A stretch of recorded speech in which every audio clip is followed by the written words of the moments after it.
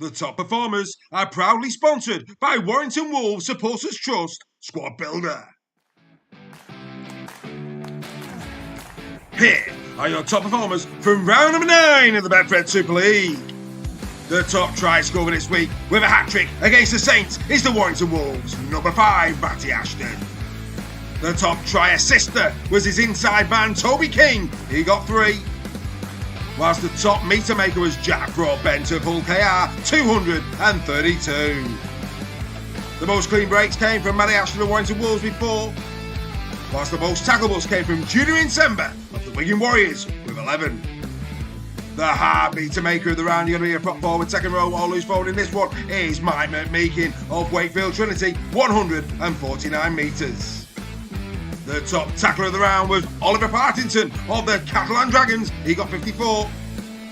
Whilst the most accurate goal kicker was Rowan Milnes of the Castleford Tigers, he got 5 from 6. These are your top performers from round number 9 of the Betfred Super League.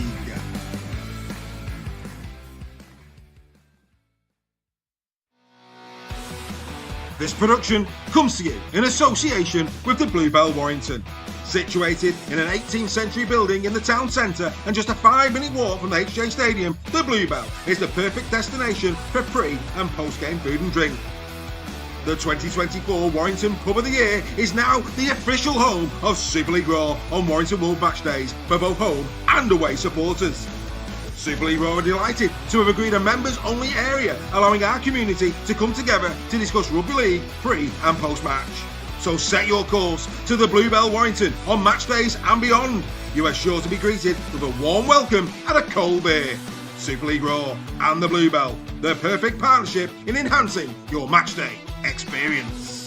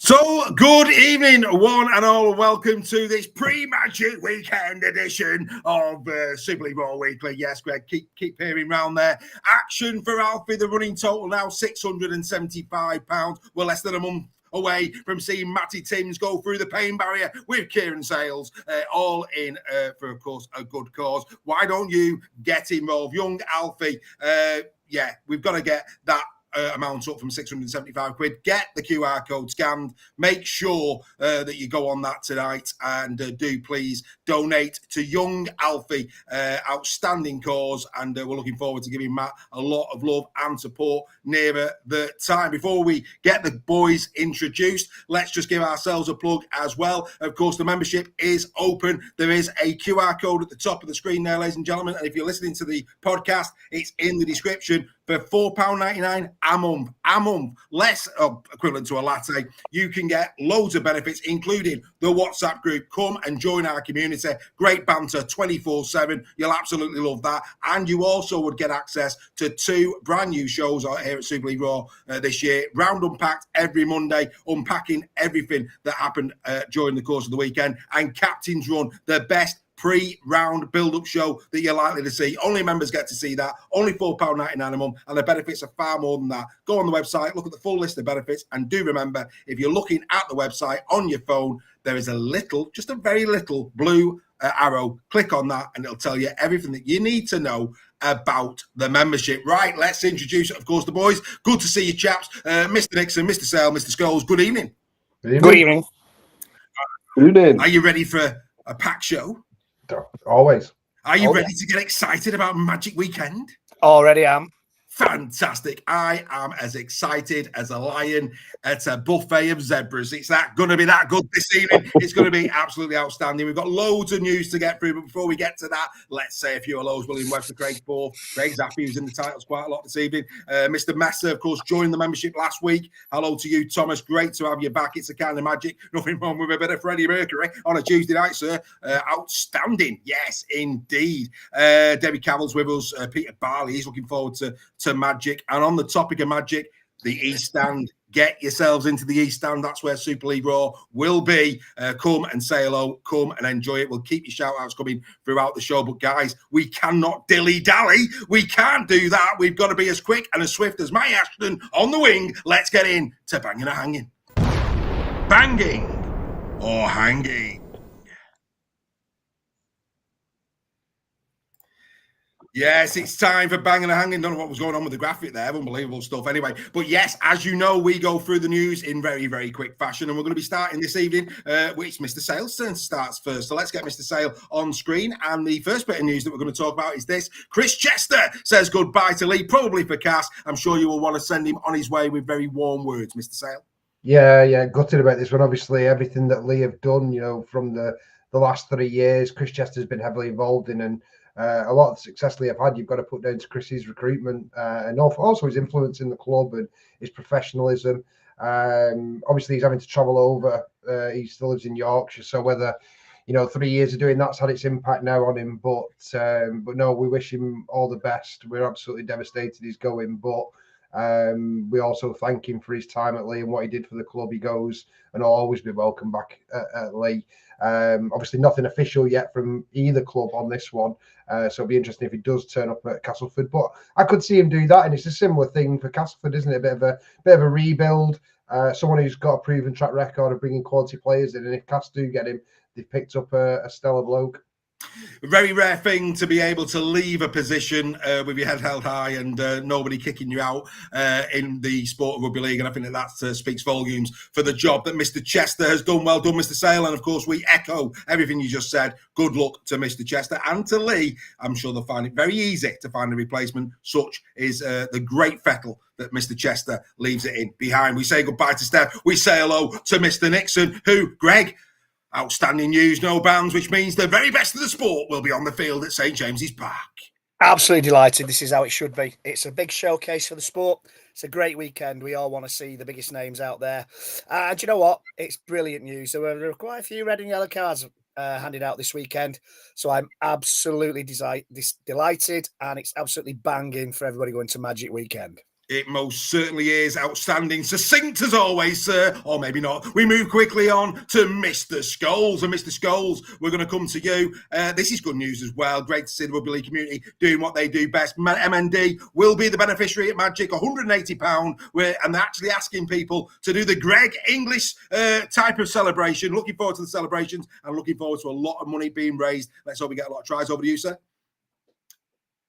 It's fantastic, yeah. It's lovely to see something of such a dear cause to most people in rugby league that was so kindly spearheaded by Mr. Sinfield for Rob Burrow. But it's not just about Rob Burrow; it's about everybody in the world who suffers from MND. And unfortunately, there has been many rugby league players, coaches, and other people that have been involved with the sport for many years that have unfortunately contracted such a horrible disease. And this is it's a great thing that we're doing within the sport. And it shows that the kind of people that are within the organisation. Absolutely, raise a glass to Sir Rob Burrow. Absolutely, and on that topic, fantastic shirt for Leeds. Yeah, brilliant. There's some very nice shirts, in fact, but Leeds have always been very good at making some shirts. So yeah, it's going to be good to see some different tops on colours coming out this weekend. Absolutely. Couldn't agree more. Wonderful stuff. Right, we say goodbye to you, Joe. We bring back in Steph. And Steph, over to you with this one. Morgan Gannon signs for the Warriors, and Ian Blee's concerned that the young talent in Super League is being poached by the NRL. Discuss, sir, discuss. Yeah, I mean, for Morgan personally, it's absolutely banging, isn't it? You want to see anybody to go into the best they can possibly be in their careers. So for him, it's absolutely banging.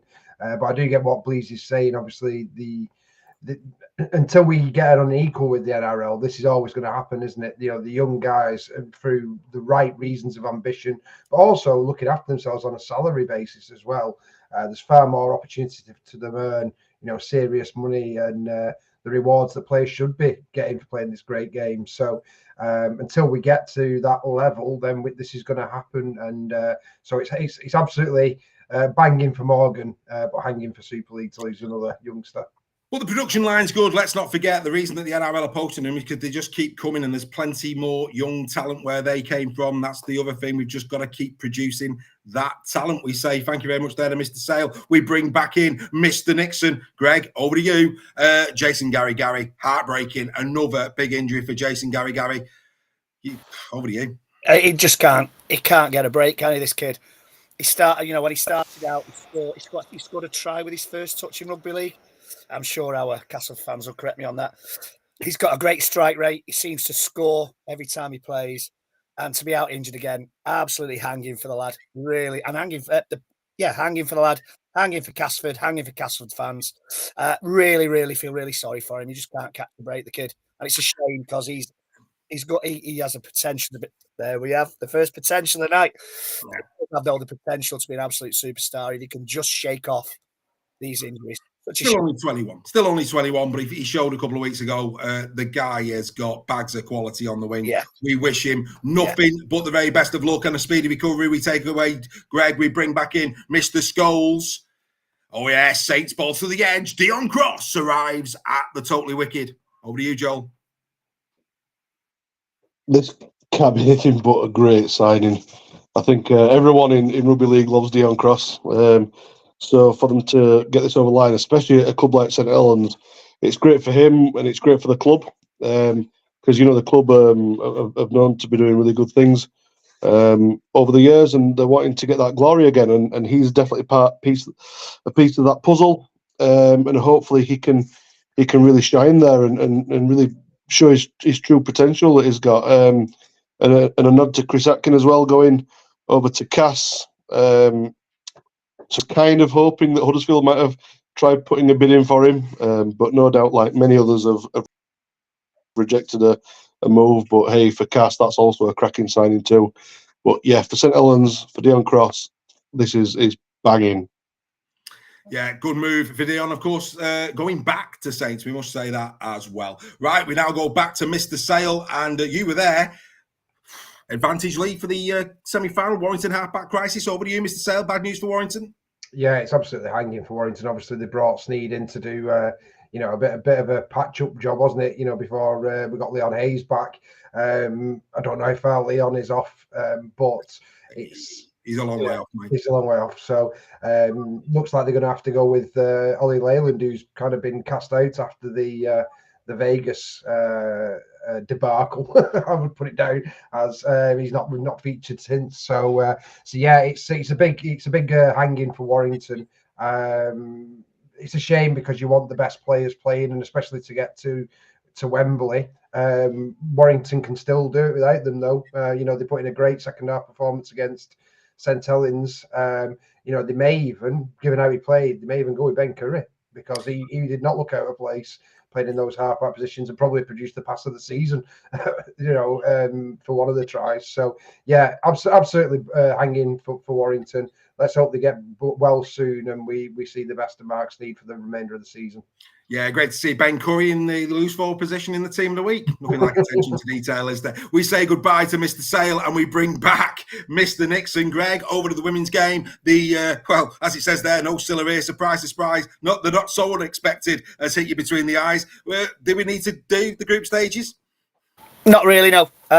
Or not in the way that they are formed, where the top teams are seeded, and it's kind of expected they'll get through. Not the time being, not till we have an equal playing field for the women's game. Yes, expected. I'm surprised that York and Saints were drawn together, seeing as the two venues were York and St Helens, and guess who got the home tie in the semi-final? I don't think I need you to guess that one. Yeah, I mean, fair play to them. They've invested in the women's game, and you know what? They deserve to be there because of how they've backed their women's players. And good luck to all four teams. It's a shame that more teams and more clubs can't have a shout at this, but I'm praying and I'm hoping. And I was on my soapbox a bit last week, so I apologise to anybody. But I hope and pray that, other clubs look at this and they want a piece of this and they get involved and they back the women's teams. But yeah, fair play. Good luck to them. Whoever gets to Wembley, it'll be a fantastic final between two great teams that are supported by their parent clubs. Good luck to them. It's absolutely, it is banging for the game that women get the chance to play at Wembley. Not just that as well. These two semis will be good games. I think probably the first two proper women's games that we're going to see this year thus far. Yeah. And I, for one, will be tuning in to both of them. Right, off goes Mr. Nixon. Back comes Mr. Scholes. Manchester Roosters, anybody? Mr. Scholes, what's your thought on this? Will Salford go out of existence? Kind of mentioned this not too long ago, and we kind of said it was. Oh, apologies. Right, there we go. We just lost myself there. There we are. We're back. We're back. Yeah, we'd kind of mentioned it, and I don't think it was that good of an idea for a rebrand for Salford, from my part. But I think it's the stage where I think it's probably needed.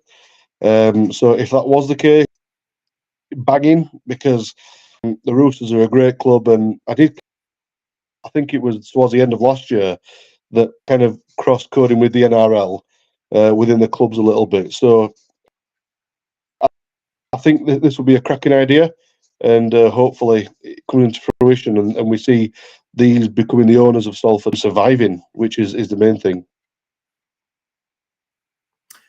Absolutely, Mr. Scholes. Absolutely. Right, let's bring the boys back in. We'll continue our conversations. There they come. Here they are. Back in there come the boys. Oh, don't know where Joel's gone. Where's Joel gone? Joel's gone somewhere. Don't know where. Yeah, just we just talking about this. I don't know. Joel's having a night. Jay's in the house. There he is. Do you know what? I was speaking earlier on to Steph on this one. It reminds me of Donald Trump and the Ukrainian president in the Oval Office. Salford haven't got the cards, gentlemen. They haven't got the cards. If a rebrand is what the NRL want, I'm afraid Salford are going to have to probably fall on the sword with it a little bit.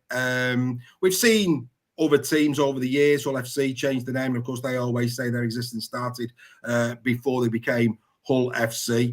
Greg, will start with you because I think we were talking about this. If it was rebranded to Manchester, does it open up the city in terms of how many Salford Red Devils fans will be United fans because of the Salford connection? And by becoming Manchester, a Manchester team, does that give them greater possibilities? It's certainly greater marketing opportunities, I think. And we have to, I think we've got to face facts that we might have to, and I'm sorry to Salford fans, we might have to face a future without Salford the way things are going. That's a distinct possibility. Sorry, Greg, or this version of Salford. Or this version of Salford, yeah.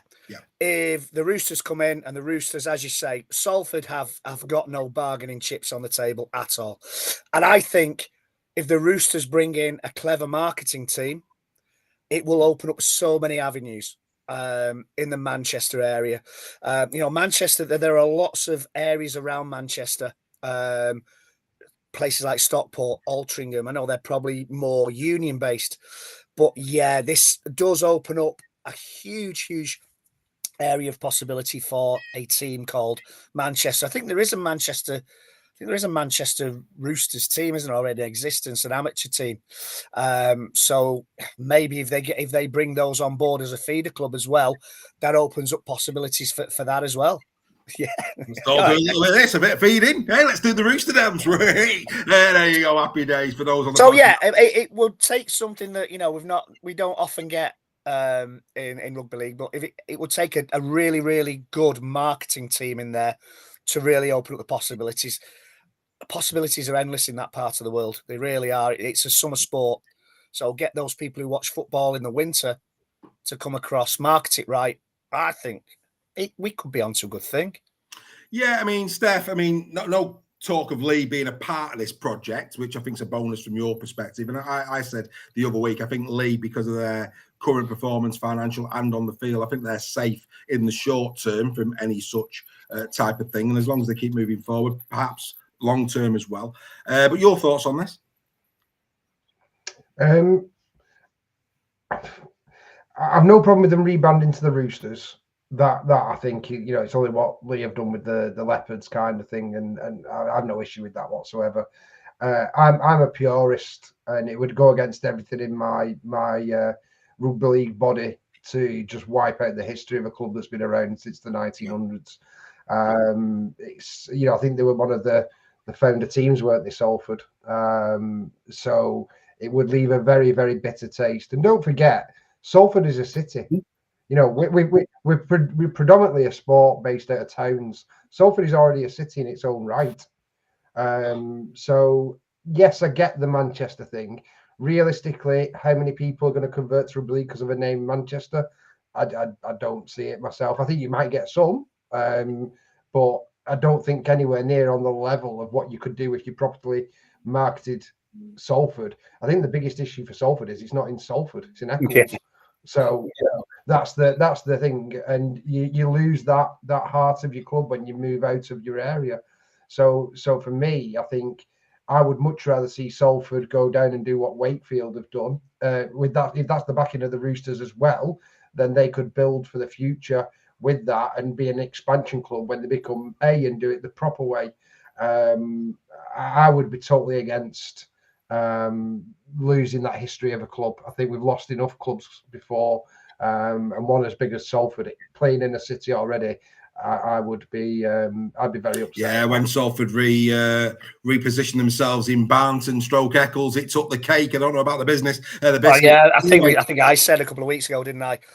Such a disaster for them to move out of the heart of Salford. The Willows was a great ground. Why not redevelop the Willows? I mean, that's a conversation we've already had. We don't need to revisit it. Housing estate, yeah. We can't do that, mate. Joel, your thoughts on this one, mate? Going to a 14 team? No, Salford, mate. We'll come to that in a minute. Oh, my apologies. It was just on the bottom. That's all. That's why I'm asking. Yeah. I think I agree with what Steph's saying. Though I don't think if they did it the right way or they marketed it the right way, I don't see how or if they do it the right way, they don't have to lose the history of the club. I know changing the name from Salford to Manchester is the sticking point. But if it could be done right with a really good media presence behind it and saying this is what the club is, this is where it wants to be. And then, we had that really good video that Russell Crowe did about how rugby league is done. A great video like that can really help spur people on to think, right, this is still Salford. It's been made a bigger club now, and that could potentially have some good repercussions for the club. It's not a given, it's not a guarantee, but it's a possibility. Because, like we said, anything right now is better than what the situation that they're in.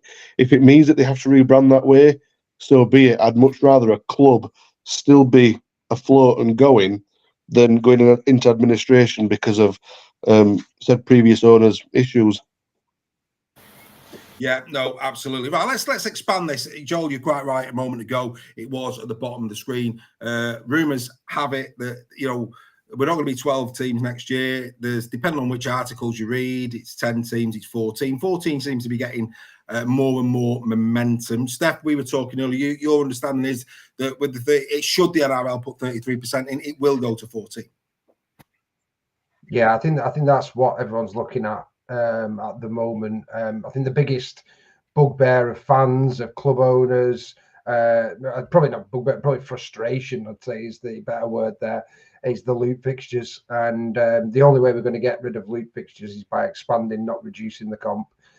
If we go to 10 teams, it makes it even worse because you play everybody on. So it's just, and for me, if you go down that route, then the crowds are going to diminish, not increase, because once you've seen you play St Helens once, you're not going to pay for it again, kind of thing, unless you're a purist and a diehard fan. So for me, I think the owners recognise that they want more travelling support as well, because obviously that impacts their cash flow and bank balances. So for me, I would be very surprised if it didn't go any other way than 14 teams, which is where everyone wants it to go. Absolutely. Craig Forth in the chat. Good evening to Craig. Good evening to everybody. We'll give some shout outs as we keep going through tonight. Greg Roach. Good evening, sir. Joel, Toulouse and Bradford coming in, Craig said. Bradford, there'll be a lot of scepticism here over the Nigel Wood appointment. I believe London are primed as well with Gary Hetherington. On the initial graphic, I said Salford, Toulouse, Bradford and London. Do we expect first of all, Joel, do we expect Salford to be made an example of, and do we expect them to drop out, even if Manchester Roosters become a thing? Or do you think that if there is investment from the Sydney Roosters, that the stipulation will be that Salford remain? I think it's pretty clear for me what will happen. If it stays as Salford, Red Devils, they're going down. There's no other way, unfortunately. The monies are just not there right now. If it goes to the Manchester Roosters, then yes, it would have to stay in Super League or in Europe NRL, whatever they want to call it, because as the 14 teams go, it makes far more sense financially, because Sky are going to put up more money when there's more clubs to be playing. If there's less clubs playing, there's less money going into the pot, and then the sport just crumbles. And it's so much harder to recover 4 teams from 10 to get up to 14 and beyond than starting at 14 and building on that. And if we start introducing the things like the Roosters as an example, and then maybe start renaming and branding some of the clubs that are really struggling, like Huddersfield, I'd be up for a rebrand and change if it meant that it's going to increase, exposure and possible fan base. Okay, we're going to Halifax, but let's hope that this 14 fixture league would be 14-team league would stop the loop fixtures happening, because currently 12 isn't a possibility for next year, because loop fixtures will carry on, and that won't happen. And if IMG are to go and NRL take over fully, then that means that they are most likely going to go to 14 and then probably increase it by either 2 teams or 1 team each year, depending on how the kind of gradings are going to go, because they're going to have similar type of gradings. Even if IMG are going, they'll create their own, which are more solid, more fluent and more transparent, because the current ones are changing all the time and it's no good for anybody. I think there'll be more on the field based as well, if that is the case. Greg, you can have final say on this. And I just want to touch on Andy a bit. Andy, I disagree with you, mate. You disagree. I disagree with you. There's only 8 strong teams in Super League. I think that is incorrect. I think that had Huddersfield not had the injury problems, they'd have been more competitive. I think we're going to see a far more competitive Castleford Tigers as the season now goes on with the incomings that they've got. So I think with the exception of Salford, Huddersfield got dealt a better hand. Castleford had the team now at the start of the season. I think it would have been a really, really strong and competitive season. I think he's omitting Wakey or Warrington there, which again I think is very odd. Over to you, Greg. Well, I agree with what the guys have said. There's not a lot more I can add. I think Andy's, maybe a bit disingenuous there. There have been teams hit by injuries early in the season. I think, I think it says a lot for this season that when we gave our predictions right at the start, we had we had more difficulty, I think, than we've ever had in placing the teams. Apart from a couple, we had more. That below Hull, KR, and Wigan. I mean, I think we all tipped Hull, KR, and Wigan. The other teams, we had really difficult. Is that me or? That's me. All right. Okay. Right. Okay. Yeah, I've seen it. But I agree with you, lads. I would like to see. It has to go to 14 teams. There used to be a magic around Warrington, Wigan, around Saints and Wigan, around Leeds and those West Yorkshire derbies. That's kind of waned a little bit. I think get rid of loop fixtures. I think we see attendances increase. And I'm with Joel as well. I think 14 is a starting point. And I would love to see 16 or 18 teams in there. I really would. I know there's a lot of. Well, that's the future. This was say again. Sorry. That's the future, mate. I mean, first things first. There's a lot of talk about player welfare, but we still play that number of games, and there's only 12 teams in it. So I'd love to see 16, 18 teams. And then what do we do with Magic Weekend? Well, we make it a cup round or whatever. We'll work Magic around it. I'm sure the Australians will. The NRL will not ditch Magic. They're more passionate. No, that's what I'm saying. I'm sure the NRL will want Magic to continue in some form. Yeah. So, I mean, we're going to talk about Magic a bit later on, but, it's crazy that Warrington and Wigan have played twice this season and neither team have been at home in that fixture. Yeah. So it's crazy. Yeah. So, I'm all for it. I'm all for the NRL coming in. I'm all for more teams, not less. Fantastic. I'd love to see. Somebody said York coming up. I would love to see York given a chance because they've invested. They've got a great little ground. They've got a great little team. I'd love to see York come up, but we'll see what happens in the long term. Yes, Mr. Nixon, running before we're walking, but I love your ambition and passion, sir. Really, congratulations on that one. Right, okay. Look at that. Look at all the news we've gone through in half an hour. Who's got pace like that in other? Go and have a look online. Go and try and find people as pacey as that. Never in a million.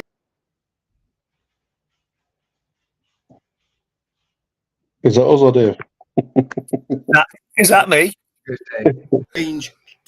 Let's make the most of it.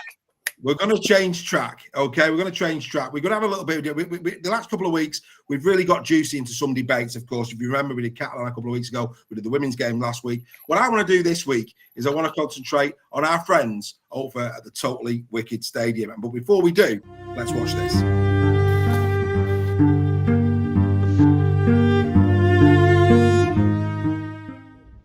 Oh, before tonight's game started, obviously you're above Warrington. There's a lot of teams that are vying for the top six, and you're one of them. Do you feel that you and your team are coming under? I mean, it's St Helens, I get that, but do you feel you're coming under probably unfair pressure and criticism from the outside? Because there's a load of teams that are off at this moment in time. Yeah, potentially. I mean, one thing that I've kind of become accustomed to over the last 18 months is being under external pressure, should I say, but that comes with the territory when you're the head coach of a club like this. So I'm comfortable with that. Now, one thing I have learned to do over the last 18 months is grow thick skin, because I know there's a lot of people are going to be upset and disappointed. A lot of things are going to be said. I don't get caught up in that anymore. I get caught up in the performance of the team, the individuals within it, and how we can work hard to help them improve and help us all improve. But yeah, you're right what you say. There's a bit of inconsistency around the competition at the moment, and we're certainly a part of that. And from your perspective, and it's been said tonight, you're not knocking the ball on, you're not making these bad calls. The call that you made tonight, which was to move Percival, paid off for you. Yeah. So should people judge you more on that during the game, other than the knock-ons and what we see on the field? Potentially, but I can't tell every individual in the world of rugby league how to judge me. I'll judge myself first and foremost. That's what I always do. And if people have got things to say, they've got things to say. I don't get caught up in it. It's about us assessing performance and trying our damnedest to improve performance. And I care implicitly about this club and this team, and us being successful. And I'll continue to work as hard as I possibly can to make sure that happens. All the best. Thank you. Matt, no denying that's a really tough one to take. Yeah, it's very disappointing. Our lads are devastated at the minute. It's just not good enough for this club, and it's hard to find words at the minute. We're just not good enough at the minute collectively, and we need to really have a good go. And obviously we've got Magic next week, so we just need to keep bouncing back. But like I said, there's no shying away from tonight. It's just not good enough for this club. No one can question your heart, your desire. It looked like at times you were trying to carry the team on your back. Personally, did you feel that you had a good game? I don't really want to speak about that because it's difficult for me when I'd take any of us winning week in, week out as a team, as a collective. That's what we come here to do. And tonight, we had a plan that we wanted to do, and again, we're just not executing it right. We're just struggling at times in parts of the game. We're looking dangerous at times, but then we're also looking nothing like we've trained. So it's just it's difficult at the minute, but we just need to keep regrouping and find the answers ourselves, because no one else is going to give it them. We're getting everything provided for us, and that's just down to us to make sure we put the performances on a Friday night. When you talk about that, everything provided for you, what do you mean, bud? I just think obviously staff, they can't do much more for us. They're giving us everything, the platform there to go perform, and as players we're not producing at the minute, and it's only something that we've got to, again, we go again next week, we regroup and we go again.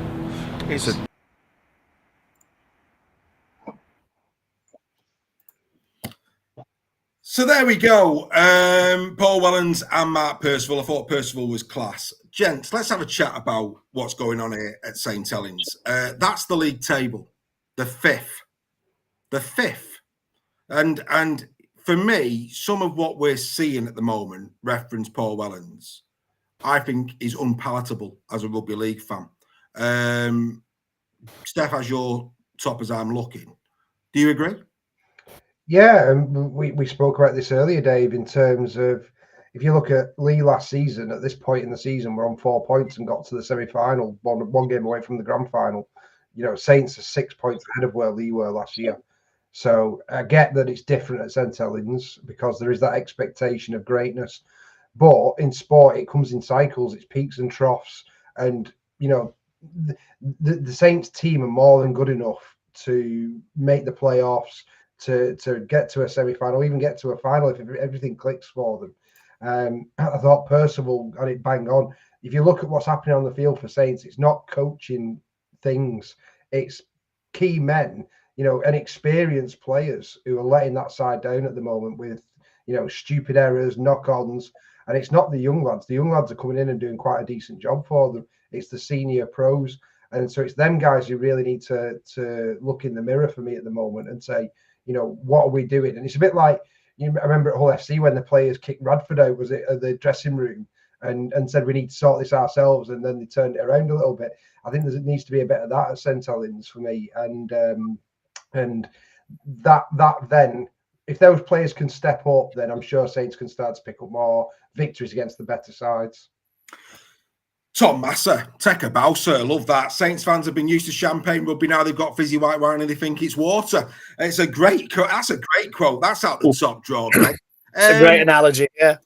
Greg, I mean, there was a moment there. I mean, I said this, people won't have heard it. I don't, if they haven't listened to Final Whistle, if they haven't seen Round Unpacked. I went into that press conference going to be asking Paul other questions around, headspace, 7 in a row, when does it become mental over physical, etc. But because of the questions he'd already been asked, I felt compelled to offer him a bit of support and ask him the questions that I asked him. And I don't know about you, but when he touched the badge and he almost got a bit emotional, Paul Wellens is not the enemy at St Helens. He loves that club to the very core. Yeah. Do you think he's being harshly treated? I think he is. I really do think he is. I think, look at them. They're fifth in the league there. We're 10 weeks in. They're fifth in the league. They've lost a game. They've had some injuries. And, we joke. We joke about Saints having injuries last season. They were in the top 3 or 4 for a good part of last season. And despite losing games, because they had an injury list that would have floored most other teams. Let's put this right. It would have floored most other teams. They still got to the playoffs. They were still in that top 2, 3, 4 for most of the season. I think they only dropped out towards the end of the summer and then came back when the players got fit. By that stage, it was too late because they couldn't pull it back quick enough. They almost beat Warrington. They were a golden point away from going to Hull KR. I think the fans, they keep harking back to Cunningham. Different era, different times, different team, different people involved. Give the guy a break. Stop attacking his son, for God's sake. We don't do that in rugby league. No. Get rid of this sense of entitlement. You are doing well. You are coming up against teams that have improved year on year. And yeah, Wigan are at the top. Wigan are a class team. And we know the feeling of Saints fans towards Wigan and vice versa. But for years, you challenge Wigan. For years, you're not Wigan off your perch. It's cyclical, as Steph says. These things, Saints beat us how many times on the bounce? In the teens. It's cyclical. These things happen. There's a team down the bottom of the M6. There are two teams either side of the M62 in a different sport we don't talk about who are going through the same thing at this moment in time. So get behind your team. Instead of slagging them off, get behind your team. Ask yourself, who's going to do a better job than Lomax at this than Wellens at this moment in time? Don't know where Lomax came from then. But who's going to do a better job? Who are you going to bring in that's going to do a better job at this moment in time and turn that club round in a matter of the weeks that you want them to turn round? Magic weekend could be a turning point. Well, we'll come to that in a minute. Craig Forth there saying that, senior players are coming to the end of their career. Saints fans need to mature and support their team. We will remind you of that, Craig, in 4 years' time when you drop, mate. Don't you worry about that. Great comment, sir. Well done. Joel, just in terms of what you're seeing from Saints, Percival not laying the blame at the coaches, blame the blame at the players. They're the ones who clearly, they are being coached during the week. It's a nonsense, all this, who's coaching them. They're being coached, they're doing drills, they're doing stuff. And Percival, if you watch the extended interview, pretty much says they're not executing what they're being told to execute. You've got players trying to do it on their own. That's not a coaching issue. That's a player issue, Joe. Mark would not be saying the words that he said if Wellens wasn't doing the job he should be doing. and that was very clear. Percival had it. You could see it in his eyes, his whole body language, everything. He didn't have to speak. We all could see and feel how we were feeling. But then it also makes you think, I'm just baffled why we have to have this conversation. But we know why. Because you've got your fans and your journalists. So you see now, and this is not the bias towards you, Dave, through Super League Raw. That was just good journalism. That was just really good questionings. There has to be a change somewhere, and we can't have the same old boring farts asking the same questions to people like Wellens, who are making him feel like they are, and then the fans are then going on giving it all big licks on the keyboards, to him. They're in fifth. They're going on like they're battling with the likes of Cass, Salford, and the Giants. Come on, man. We'd give us left arms to be where Saints are right now. If you had a wobble, a lot of you, because it's just ridiculous. And I love what was it Matty that said the comment about the champagne. The rugby league is not a birthright. Like, you're not the royal family. It's not a birthright to the throne. You've got to earn it every single year. And that year, when they got the quadruple, they earned it. It doesn't mean you automatically get it. So they need to just take a step back, give him a breather, let him do what he needs to do. And clearly, if you look at the passion he's got, if these people have got half the passion that he has, they'll actually get the club back to where it should be. Not whinging and whining because they're not coming top and winning 8-0 every game. It's just pathetic. He's stumped. I've got Gremlins tonight, clearly, in Northwich. No, you're spot on, mate. You're spot on. We'll bring this to a close. I think we're all of a muchness that we think Wellens has been dealt a pretty shoddy hand. In answer to the question on the screen, that's Mike Rush. And we spoke at length on Round Unpacked, Steph, in terms of, let's be fair, they bought Sailor on silly money. He wasn't better than what they've already got. He's got to play on that money. So those questions have to be asked. However, However, let's just take a look at this objectively just for a moment. Wellens has got a 62.5% win ratio since becoming head coach. That ain't bad. All right, it's not the 70-odd% to Matt Pete, Willie Peters, etc. But in fairness to Matt Pete and Willie Peters, they haven't had the injury problems that Paul Wellens has had in 2023, which you've got to take into account. And Greg said it earlier, he got them into the playoffs, which nobody expected them to do with about 4 or 5 games to go. Now, here's the thing. Here is the thing, right? If ever there was a tonic, and we're going to get to predictions later, but if there was ever a tonic for St. Helens fans, this could be it. This is what journalism's all about. Let's give you some stats. You know, I like a stat. So since he took over, okay, he's got a 33% win ratio against Wigan. That'll sting. He's got a 20% win ratio over KR. That'll sting. 36 over Warrington. That'll sting. Lee, 33%. So these teams that finished above him last year, he's got a pretty torrid record in his career. Yeah. Salford, 50. Leeds, 85% win ratio. Hello, people going to Magic. And Catalan, 33%. Now, let's look at the last 2 seasons. That's a 3-year period. So let's have a look at the last 2 seasons. Wigan, 25%. He's won 1 out of 4. He's not beaten KR in 3 attempts. He's not beaten Warrington in 7. That'll sting. Lee is he's running at 33, 1 in 3. Salford, 50%, 2 from 4. Leeds, 4 from 4 wins. Hello, people are going Magic. And finally, Catalan Dragons, 66%. So, you know, in the hope for Mr. Wellens, perhaps the gods are shining. He's got Leeds at Magic. So, hey, he could get a win there and everything's rosy in the garden again. What's your thoughts on those stats, boys? Who wants to go first? Well, I just want to address Alex's comment in the chat first of all, where he said we can't compare Lee to St. Helens. Well, you're absolutely right, Alex, because Lee finished above St. Helens for the last 2 seasons and won a challenge. So, and I think they also finished above Leeds for the past 2 seasons as well, making playoffs actually, which I don't think Leeds have done. So just to address that one with you, Alex. Absolutely. But no, interesting. Just to back that one up as well. I think that's a great start in terms of the Leeds one. That makes it a bit spicy for the Magic weekend, doesn't it? That's brilliant. No, it's like I was saying before. It's a transition stage at the moment for St. Helens, and I think there are only two or 3 signings in the next season that could transform them into being, you know, right up there with Wigan. You know, so it's not a disaster. It's not like what's happening at Huddersfield at the moment for St. Helens. And I know it's difficult to appease St. Helens fans who've been so used to being, you know, uber competitive with all those top teams at the moment.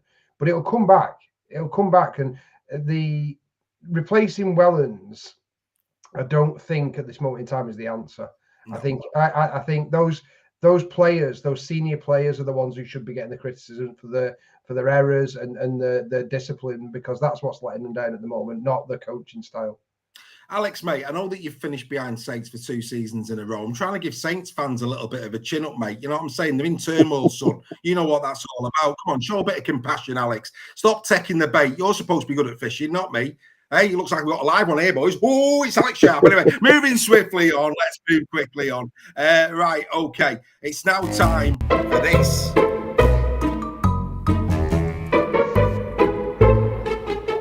Give your head a wobble.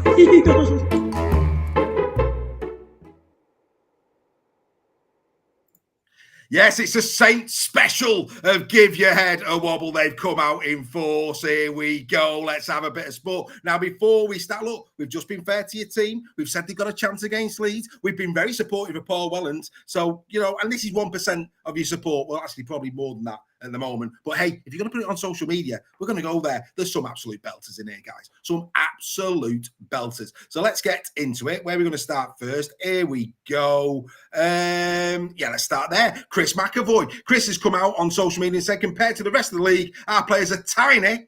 We get bullied and we get pushed in tackles. That is what Chris McAvoy on St. Helens' page had to say about his team. The top hard meter maker in Super League is Alex Walmsley. It's Alex Walmsley. It's Alex Walmsley. That's who it is. I was just going to say, Chris, let me introduce you to Alex. Alex Walmsley. Here's one. Delaney, 769 metres. Knowles, 679 metres. Now, to put that into context, that's in 9 games. To put that into context, Luke Thompson at Wigan has played 7 and done 460. To put that into context, the great JWH at 8 OKR has done 696. Their backs are no worse than any other backs. They're not. Forwards. So, no, and the backs as well in terms of meters going forward. They're not worse. You've got Wells being there. The problem is the picking. It's Sailor. Sailor's the problem. Sailor is the problem. And you've got more than enough pace at the back. You really, really have. That for me, again, if you're going to go on social media and spout, come on, get your facts right. At least shoot in the right way is what I would say. Right, this is one. I can't believe this. I can't believe it. Greg, can you remind me, mate, who of St. Helens women actually played this year thus far? Greg? Who have St. Helens women actually played thus far competitively in 2025? Competitively? Yeah. God, not. Sheffield went it. Sheffield? No, the answer's nobody. Nobody. Well, with the greatest respect, the answer's nobody. So Darren Loomis, I hope I'm saying that right. Darren has said, any chance of joint training session with the ladies? They seem to play with more passion and pride for the badge. Are you having I understand what he means by that. No, I don't. Whoa. You're not telling me. No, hang on. No, I'm not having that. Passion for the badge. I do understand. I'm not saying he's right, but I understand where he's coming from in that women's rugby in general, they are more passionate. They appear, let's say, to be more passionate about the badge. Is that a Reggie give you head a wobble? I think that could be a first presenter. No. I know. All I'm saying is, I know where he's coming from. Next week, I'm give you head a wobble, Greg. Come on, mate. They're equally as passionate for the badge, mate. I'm not having that. I never said that they weren't. All I said was, I can see where he's coming from. So all I said, I didn't say they weren't as passionate. I can just see where he's coming from. Joint training session. One team with the greatest respect. No, you can't do that. Are in a joint training session. The women have beaten. Anyway, there you go. Let's keep moving on at a pace. Wow, Greg is on Give You Head a Wobble next week. Spoiler alert. Right, okay. We move on to Chris Firth. Chris Firth. Now, this is a belter, right? Don't fall off your chair. Don't fall off your chair with this one. You know, you talk about humility. Well, now Chris is having none of that. Here we go. I don't think the Rugby Football League wants Saints dominating the league again. After 4, they made sure it wouldn't happen again. You see where he's coming. Wow. Absolute comedy gold. Comedy gold. Absolute legendary. Right, let's go to Paul Lawfane of St. Helens. Now, guys, this might not look too bad, but bear with me, okay? That was a shambles. There just doesn't seem to be any attacking strategy. Too many senior players are letting us down week after week. And he went on. We haven't got enough digits on the screen. He went on. Here we go. This is what he had to say. Sailor, just all round poor. Weak in defence and no clear attacking threat. Agree with that one. Murphy, looks promising, but weak defence, effort for 1 try tonight. Sambo, young Sambo, looks couldn't tackle an egg custard. Looks like he's not quite ready for Super League. Percival, effort and threat there, but also too many mistakes and trying to win the game on his own. Benison tries hard, took his tries well, but they were walk-ins. Only ever going to be a squad player. Sort of get that one to a degree. Dion Cross will take over there. Wellsby ain't no standoff, but you asked him to be played there, St. Helens fans. Just reminding you of that. Always effort, but tries to win games on his own. Whitby, obviously promising, but very hard for a young kid on the back of a beaten pack. They weren't that beaten, the pack. They were just bad. The errors were shocking. Sirenen, case in point. Daz Clark, passed it. Time to go. Lees, dream team, Matty Lees. Effort there, but lightweight and rarely breaks a tackle and offers no real go forward. Sirenen, hard-working, but passed it and failing to do anything really positive in attack. Whitley, same as Lees above. Knowles, will miss him big time, agree with that. Parze, not offering much, but better option than Wormsley. Oh, dearie me, having a giggle, man.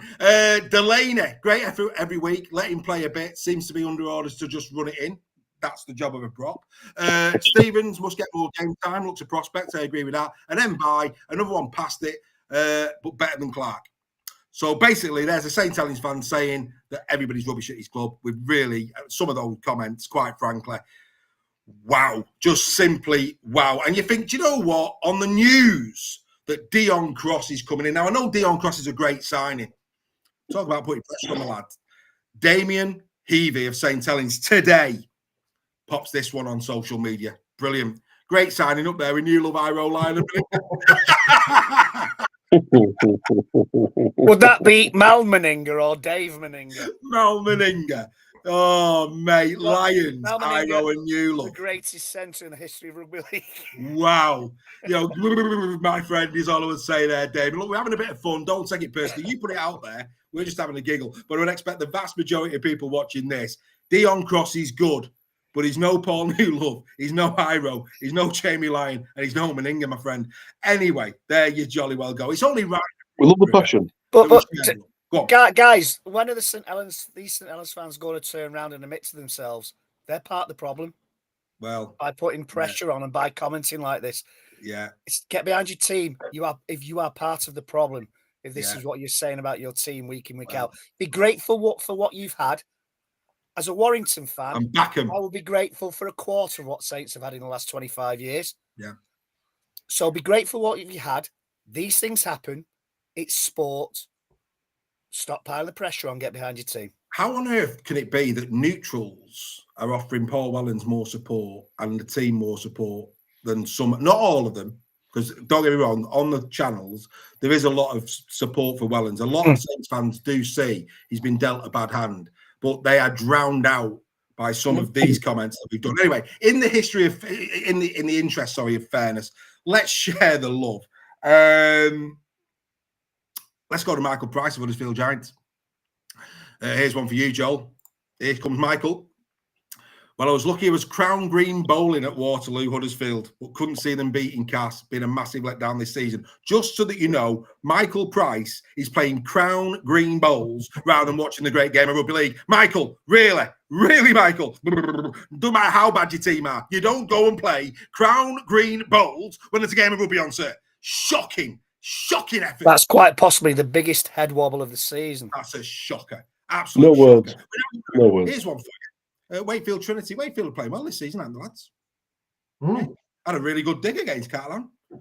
Yeah, Very good. Good. Anyway, here comes Paul Walton, who on the back of that says nothing. I repeat, nothing. But a win at Newcastle will do next week. Ball's in the players' court now, and they do it, and they do with it what they please. Calm down. What's that about? Was he playing tennis this weekend instead of what's Calm down. Oh, mate, you are being treated this season at Wakey. They are doing exceptionally well. And I would say nothing, and I mean nothing, will change our minds on that, gentlemen. Unbelievable. Let's go to Tom Harris at Leeds Rhinos. He said, embarrassing, to be honest, 14-6 up against 12 men and bottled it. Shocking. Were you watching the same game as us? It was a classic. Wow. Great game of rugby league. Great game of rugby league. Tom, one of the best games of the season. You win some, you lose some. For me, if my team lose a game like that, I can accept it. It was a great game of rugby league. As Wakefield fans, the majority of Wakefield fans will accept the loss at Catalan.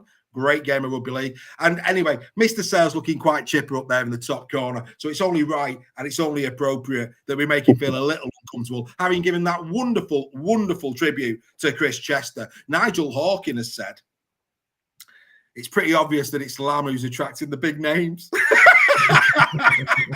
Chester was an admin clerk. How fickle are some fans? Steph, can you believe that?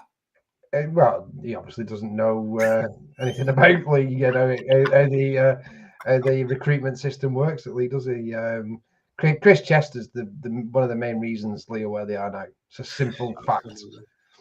And what I would say to that is Chris Chester signed Adrian Lam, you idiot. And on that bombshell, I don't know about you boys, but Greg, why did we start doing this 4 years ago? Give your head a wobble. Oh, mate, it's brilliant, isn't it? It's a classic.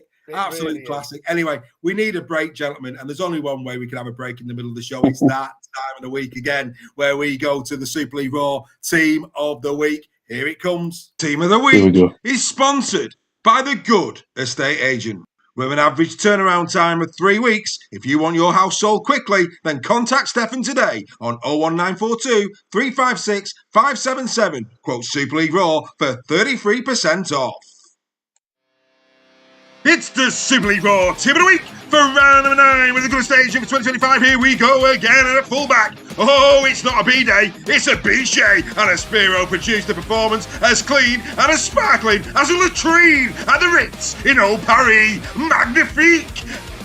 At 2 is a man who bent and broke the rhinos at Headingley. Jack Broadbent. It might not be PC with his set of listening devices, but didn't it pin his ears back with tenacity to score and assist? At 3, no, he is not a number 6 tank engine, but his name is Percy. Choo-choo! All aboard the Mark Percival train. If Saints are going to get back on track, they need to jump on the back of Mark Percival. At 4 is a man who tied a yellow ribbon around the parcel of 2 points for Sam Burgess, the colossal defender supreme. He's not going home yet. He's not done his time. It's Roderick Tye of the Warrington Wolves. At 5 is Matty Ashton of the Warrington Wolves. Never mind when the Saints go marching in. It should be when the Ashton goes marching in, as he's now scored 11 in the last 10 against the Saints. At 6 is Bevan French, who provided the meat to the potato, the Cornish to the pasty, and the sausage to the roll. Who knows, a sponsorship with Greggs could be in the oven. At 7 is Lachlan Lamb, who had plenty of leftovers from Easter Sunday to go round at the SCS. But beware, Lachlan, if you carry on like this, you will end up in a lab with scientists looking to do a Dolly the Sheep number on you, my friend. At prop is the man who skewered Trinity time and time again to devastating effect. It's Chris Satai. His performance was juicy, but it tasted a little dry on the palate of Dowell Powell. I bet he didn't order chicken that night. At 9 is the man whose engine seldom judders or breaks down. It's Judder Rimbu, who was at his best from dummy half once more for the Tigers. He is solid in defence. The future's bright. The future's Rimbu. At 10, let's take out the L, because Sam Walters made it look like he was running through water with FC defenders falling at his feet. All together now, Sam is at the wheel. Tell me how does it feel? In second row is Junior December, who once more showed his circuit skills. His balance is better than a tightrope walker. Agility, well, that's better than the best juggler in the tent. And control, oh, it was like watching a lion tamer mastering his prey. At 12 is Josh Griffin, who was on the end of the try of the week. But let's not forget his all-round contribution to the cause, as we all too often forget the sidekicks. God bless Ernie Wise. And finally, at loose forward is Jay Pitts. If this man was a barrister, the amount of serial killers roaming free would be off the chart, as this man's defence dismisses the opposition's attacking pleas time and time again. Get your gravels out, ladies and gentlemen. This is your team of the week for round number 9.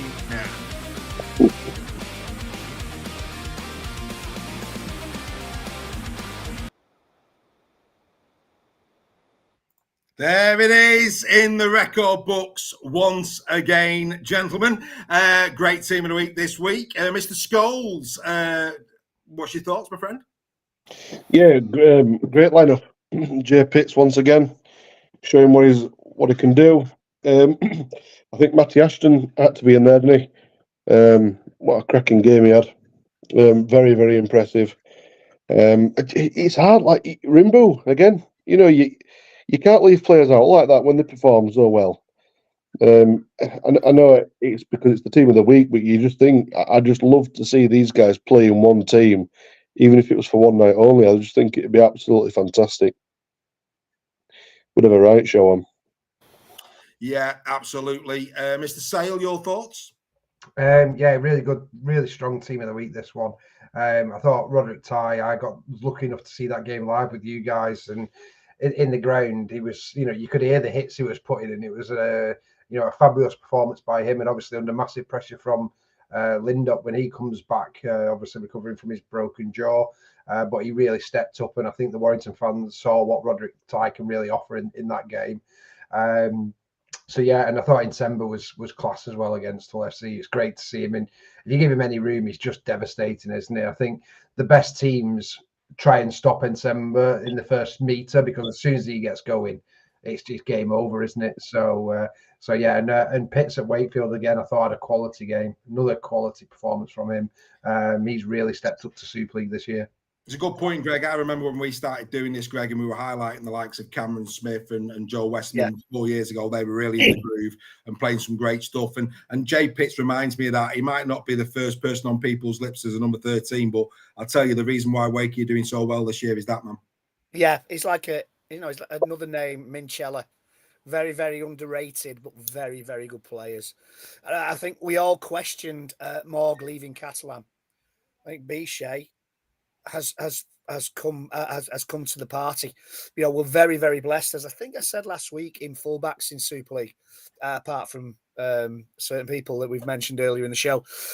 He had a great performance. Artem Morg, Dufty could have quite easily been in there, but I agree with Steph. I mean, Roderick Ty, for me, he was our man of the match. Or when we played against Saints, he was magnificent. Yeah. There were some great performances out there. Roderick Ty, I think Rimbu as well stood out for me. I looked at him and thought, wow, you're going to be a player. Yeah. So yeah, the usual suspects are in there, and Semba is absolute class. I think he improves week on week for me, and Semba, and against Hull, he was just unplayable.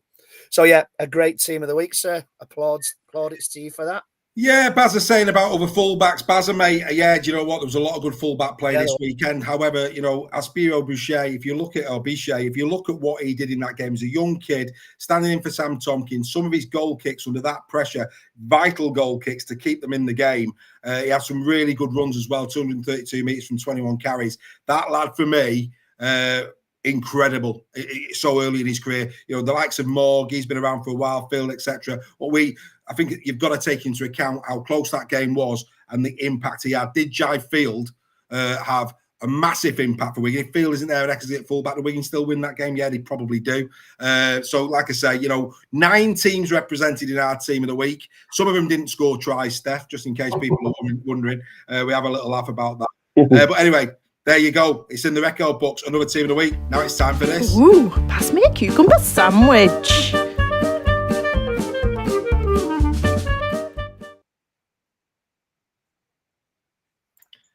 Yes, it's time for Pass the Cucumber sandwiches. Right, let's start off. Where are we going to go with first? The game at Leeds.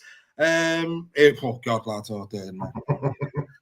I know this one. It's Whitbread. Right, Lockie Miller won. No, fair enough. I think, to be fair, if... I thought Lockie Miller was a bit better than that, to be honest. I thought Hanley was better, mate. Don't get a point. Yeah. 2 for Hiku. I get that. I thought Hiku was very good on the wing. Okay, who's man of the match? Come on. You saw the game. Well, they give it to Jai Whitbread, haven't they? And we waited, Brett. Who you going with? Who would you give man of the match to, Steph? KR Leeds. I'd have probably said Hanley. Not in the points. Joel? Yeah, I'd go. Hanley, Greg? Either Hanley or I thought Hiku had a great game as well, to be honest. Yeah, you're right. Yeah, Hiku was great. Hanley was great. Connor was decent. Yeah, Jake Connor had a decent. Connor was decent. Connor's definitely, yeah. Yeah, Connor was decent. He was decent. There's no doubt about it. 3 points. Jai Whitbread. Jai Whitbread. Are you having a giggle? Yes. Unbelievable. Right, okay. Let's go to Warrington against St. Helens. Steph, you were there. Greg, you were there. Give us a couple of names. Who should be in the top 3, Steph? Percival, Ty, Ashton. Okay, there's 3 names. Greg? Ty, Curry, Percival, Ashton. Yeah. Right, we'll do this in reverse order. 3 points, Roderick Ty. No issues with that. 2 points, Benjamin Curry. No issue with that. So go on then, Steph. Who's getting the 1 point? Give me a name. Matty Ashton. Ashton. Joel, give me a name. Ashton, yeah. Ashton, Greg. Has to be. Give me a name. It has to be, but it's not going to be, is it? No, it's Mark Sneed who went off at half time. No. You couldn't write it, could you? You really Maybe he No. rolled his eyes at them. Oh, mate, honestly. I mean, when I saw that, How's that even allowed? oh, mate, how does that get What? past the editor? I mean, you Yeah, stood there, you having where's that? the editor in this? Oh, mate, Where's the Mark quality Sneed. control in this? Somebody turned around and said, No "Think points about for this one Ashton. again, mate. Think about it again." They might give it him for being a brave boy because he got a broken eye socket. Jordan, honestly, it makes you wonder. Well, let's go to the Giants. Let's go to the Giants against Cass. Joel, give us some names. Your game. Who do you think's the top three? Rimbo. Rimbo, yeah. These top these three. Yeah. Go on. Yeah, has to be.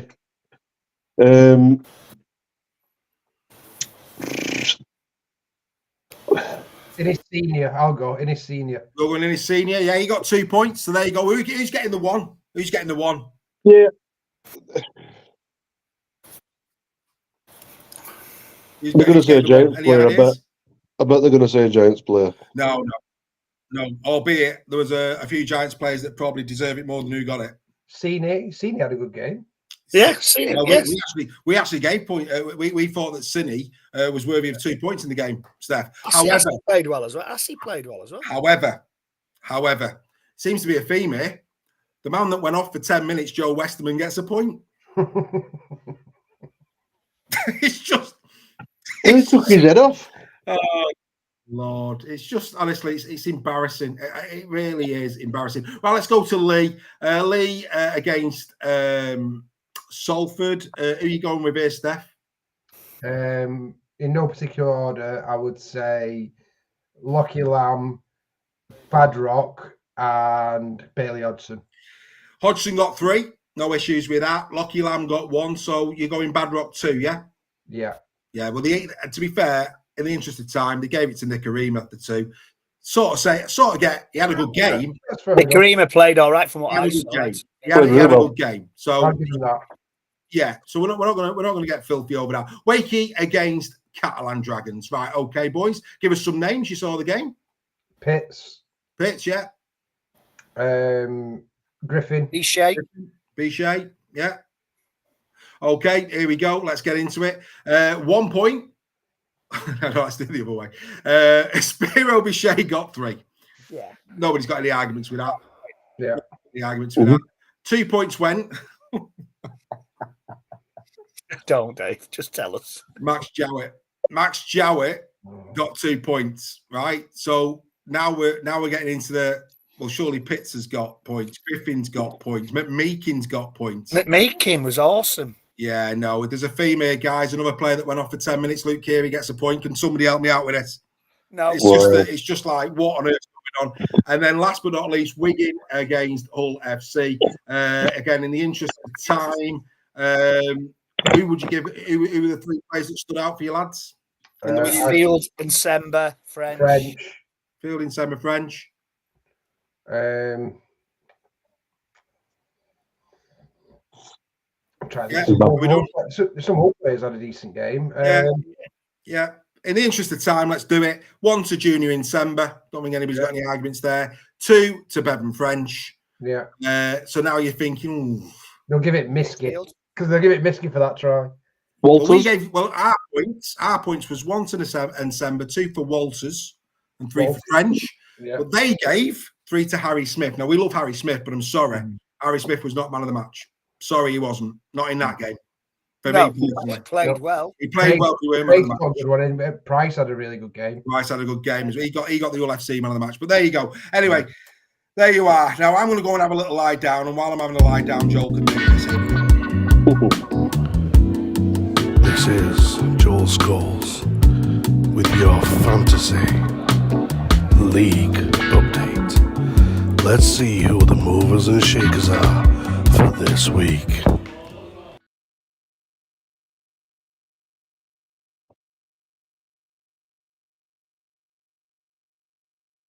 And it's that time again. So we've got Lockie Miller with 61 points. And then we've got Broadbent with 72, Percival with 75, Ashton with 71, and Miskey with 79. And then we've got Nicarima with 97 points. That's whopping amount, is that? And then we've got Mills with 61. And then Shorrocks with 72, Walters with 68, and Sember with 85. No surprises there. He had a really good game. Palacia with 61 points, and very surprisingly, Mr. Oliver Wilson with 63 points. And then Davis with 65 points. So if you've got them in your team, well done. Some decent scores in there. And then we're going to move on to the top three. Once again, David Moore in third, not a member, so won't be getting any replica shirt, any merchandise from Super League Raw, unfortunately. But then you're looking second and first, where they are members.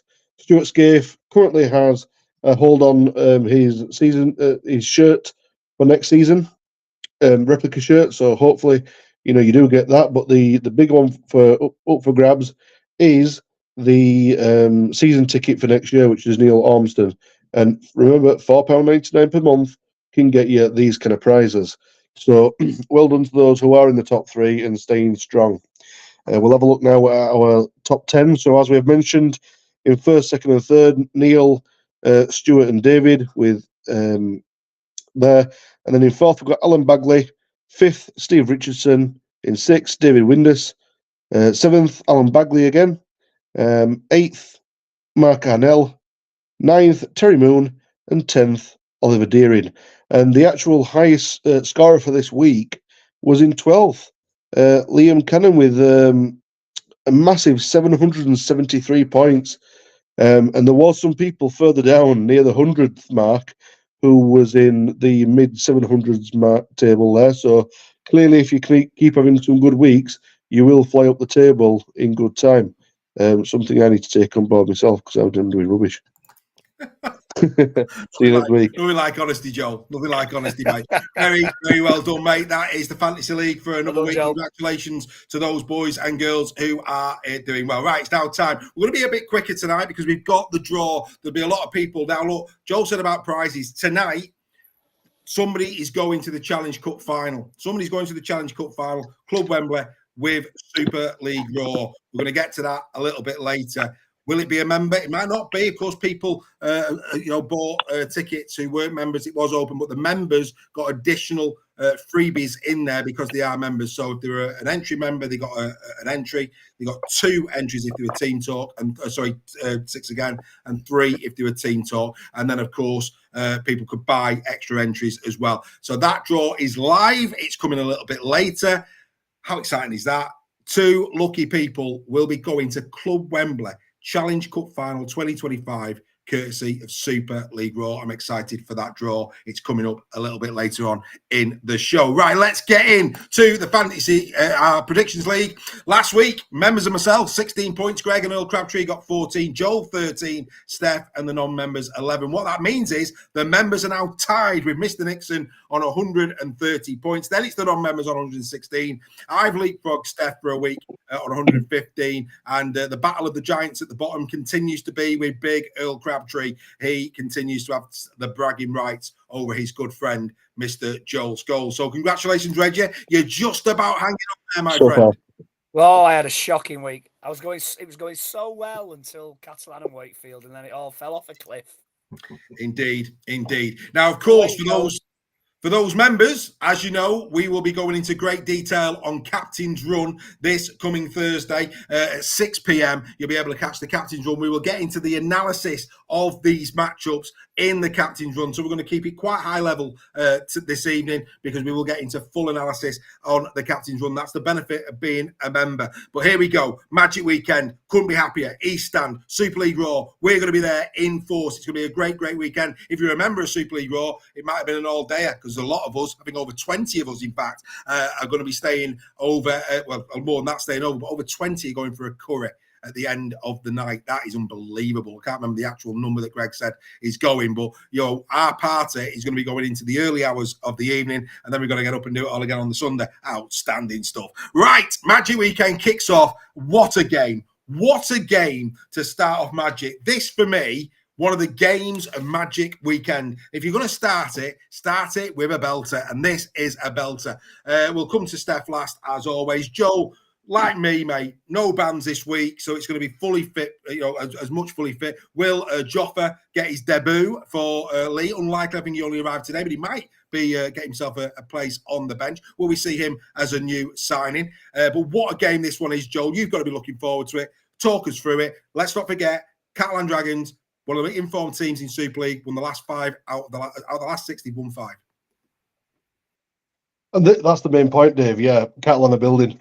They're really hitting the straps now. I think they're kind of finding the form within the team. They've needed that bit of time because there has been some big name signings going in to this year, and I think we was all a bit surprised about how they started the season. But now you're really seeing some combinations kicking in, and it's going to be a really nice weekend. So obviously this is always going to play in Catalan's favour when the weather's hot. But you can never discard Lee because Lee are a wonderful team to watch. They have been over the past few years, and I'm just really looking forward to seeing these matchups. Possibly, could this be one in the forward packs? Could possibly maybe go in the way of the Catalans there, but then you look at the backs that you've got at Lee and the outside backs, it's just so strong. This is a very close game, maybe closer than what people are expecting. So I've gone Lee 1-8 because I think Catalan are really, really gonna aim for this one, but I think Lee are gonna have just that bit too much for them on the day. Happy days. Greg, your thoughts? Well, Joel summed it up nicely there. I think, Cass are coming into some form. I'm hoping Offengawi plays. Maybe Steph can fill us in on that. I think, two form, Lee coming into form as well. I just think that Lee are going to put on a show. And I'm going for Lee 18 plus. 18 plus for Lee. Yeah.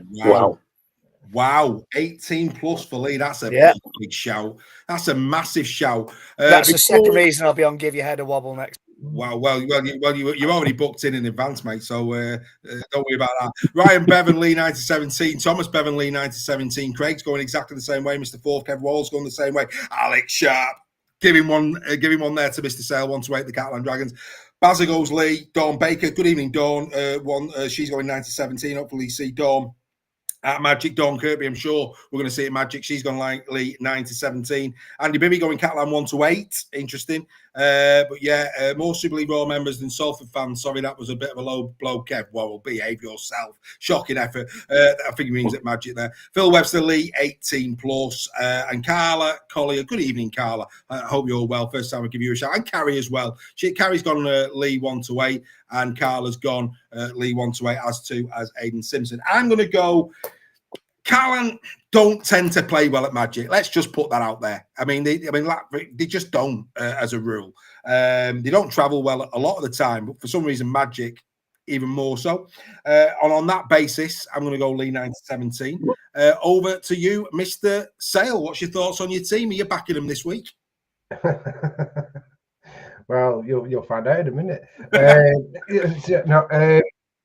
The Lee against Salford had probably about £1 million worth of salary cap sat on the bench. Not in the stand, not on the bench. Obviously, Papi suspended. Quite a few injury niggles.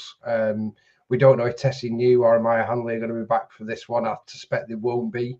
So it's looking like the back line is going to be similar to last week. The other one, what Lamb came out with today, is that David Armstrong looks like it's going to be out for 4 weeks. So where we thought it was only going to be a week or so, that's going to be a bit longer. But Joffa did arrive on Friday, so he is going to play in this game. So all I'll say that one is what it's worth watching just to see what this guy does. So it's going to be fascinating. Him going up against Sarte is going to be Sarte. Especially if it's off the bench, Steph, because we said, didn't we? I think in round unpack that Sarte off the bench is a big unit, it's a powerful unit. So if Joffa's off the bench as well, we could be in for a bit of a treat. 25 minutes in. Absolutely, and if not, it could be against Pangai Junior. So it's going to be it's two big boppers there who he's going to face up against. So it's going to be a bit of a welcome to Super League for him as well. So yeah, it could be. It's got all the hallmarks. There's two sides who have improved over the last few weeks. It could be an absolute classic. It could be quite one-sided. You just don't know. It just depends. Lee have got their adversity in this one. I think it might be closer than what Reggie thinks, but I'm going to back my team 9-17. Outstanding. I'll tell you what, boys, I'm sitting here and I'm buzzing. When you see that, when you just think the quality that we've got on show over 2 days at Magic with the greatest community rugby league, the friendship, the sport. Oh, bring it to me. Bring it to me. Outstanding stuff. What a way to kickstart a Magic weekend. Yes, I, for one, really looking forward to that one. I will be firmly seat on the old derriere, well and truly placed at 3 o'clock on Saturday. I don't want to miss a second. Never mind Aerosmith, not miss a thing. I'm not missing a second. It's going to be an outstanding game of rugby league. From, dare I say it, a prime fillet steak with the, maybe Don Alberto quality fillet steak, Mr. Sale. We go from that to this. Look, I mean, in the interest of time, does anybody give Salford a prayer? Do we just say LKR 18 plus and move on? Albeit, I do think we're going to be treated to some wonderful tries from KR. I think KR will be salivating at some of the trickery that they might be able to put on show against Salford at the weekend. Does anybody see this other than 18 plus to Hull KR? Anybody? No. It's going to be 18 plus, but Salford never give up. They'll always try. So it's not going to be boring, though it is going to be 18 plus just because KR are just red hot. Yes, I would have to say probably between the times of 5:15 and 7:30. Yes, we will keep an eye on the field, but I think that this is going to be a moment of real good camaraderie in the Super League Royal community in the stadium. Come and have a chat with us, and of course the likes of Dawn Kirkby and Bazza Kingston and all of that lot. They will be loving it. They will be absolutely loving their team between these times. And Carvalho will go from Chihuahua to Big Dog again. But anyway, we'll see how they get on a bit later in the season. Right, we move on then to a proper way to finish the weekend. I've already said it. Alex, just go on mute a minute, Alex, just to reaffirm what I said earlier on. Paul Helens has got an 85% win ratio against the Leeds Rhinos. He's got a 100% win ratio in the last four games. So if ever there was a tonic for the gin of Paul Helens, it could be this one. Saints against the Rhinos. One thing's for certain, two teams very, very similar at this moment in time, hot and cold. We're going to learn a bit about both teams. It's a must-win for Helens. Helens, for me, there's going to be a Challenge Cup break after Magic weekend. I think it looks as though Paul's going to be at Magic. If he was to lose this, I fear for him in terms of beyond Magic. Greg, I'll start with you. Do you agree in terms of if Saints lose this, it could be the exit for Paul Helens? But how do you see the game, mate? Yeah, you know what? It is a difficult one, and as much as we've given Paul Helens big raps tonight and support, this is a game that Saints would have probably earmarked to win. And as you say, they've got a bit of the hoodoo over the Rhinos, Helens and the Rhinos, and what the performances they put against them. The problem is, I think Saints, their confidence is low. They came back well against Warrington in that first half, but basically Warrington made a lot of mistakes to let them back into the game. They didn't have a half-back on the pitch in that second half at Warrington, and they still managed to keep Saints to one try, and it was quite an easy performance at the end. I think Leeds are more buoyant. They got beat by Hull KR, but it was a great performance. Connor, I think, has been given his head to do what Connor wants to do. I think he's got a coach there that says to him, you go out there, you go and play, you do what you do, you go and show what you're capable of. And I think a confident Connor makes for a good Leeds side. And I think that Leeds are going to win this 9-17. 9-17 to the Rhinos. Yep. Mr. Sale? I think it's going to be a lot closer than what people think this. And I'm actually going to change my prediction to what I sent over to you. There you go. There you go. Go on, lad. So, I mean, Leeds have been great. I think they're better. Well, they're definitely better than what I thought they'd be. So, and I 100% think Leeds are going to make the playoffs this season now, based on what I've seen so far. And Jake Connor's a big reason, because Brad Arthur's got him playing the right way, and it's massive for Leeds that. And that's also helping the rest of that Leeds side out as well. I saw St Helens first hand last week, and I don't think they were that bad. I don't. I think if they can cut those errors out, there's a team there. I think we're going to see a reaction from Saints. I think they're going to be boosted by Dion Cross coming in. I think that's going to be a really big signing for them. And I think those senior players at St Helens will get together this week and know they've got to put a performance in. And if they do that, then they're capable of beating Leeds. I'm going to go Saints 1-8. Saints 1-8. I think that's a very tasty little partnership, Percival and Dion Cross. I have to say, I think that's going to be a very nice little partnership indeed. There you go. You see, that's what Super League Raw does. When you give, you load Steph up with a bit of analysis, and he changes direction because he knows it makes sense. Saints have got a chance here, ladies and gentlemen. Don't worry about that. It's going to be a proper game of rugby league. Joel, your thoughts? Yeah, and that partnership is going to be, for me, going to be the possible win or loss of the game. It's a great partnership. Is it just a little bit too soon to really learn how to play together? Not sure, because it's been a while since he's been over there. I think just because of the form and how things have been going, I think the pressure is going to be at boiling point, especially at Magic. Why we're talking about Willems possibly going, that can only be from external influences. He needs to stay. We've said that, but Leeds are on their own path. They're finding some great form. You look at the likes of Jake Connor. He's come in. He's really trimmed down. He's lost quite a bit of weight. I believe 10 kilos he lost when he came from Huddersfield to Leeds. That's a heck of a lot of weight for him to go. So he's got some of his speed back. His knees far better than it was last year. And you're just seeing some really good play. And I think that Saints are going to fight back.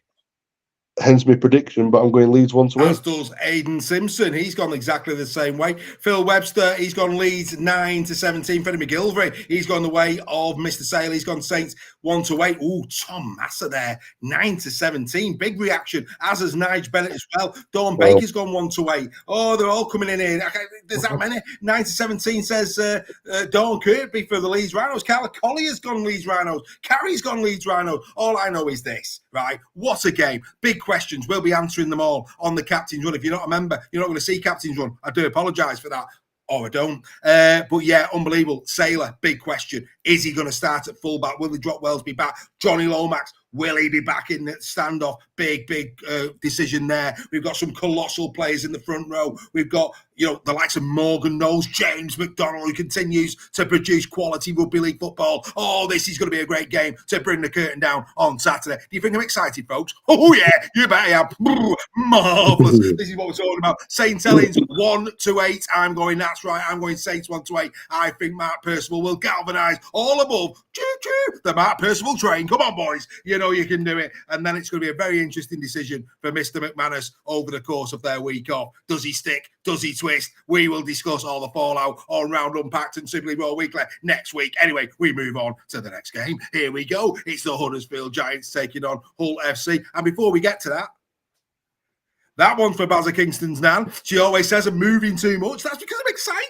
It's a great game, isn't it? Outstanding stuff. Good evening to you. We hope you're enjoying the show. Right, okay, let's get into the Giants and Hull FC. We'll come to Joel last, of course. Let's start with Mr. Sale. Mr. Sale, the Giants against FC. You wouldn't think that the Giants could do this. You really wouldn't.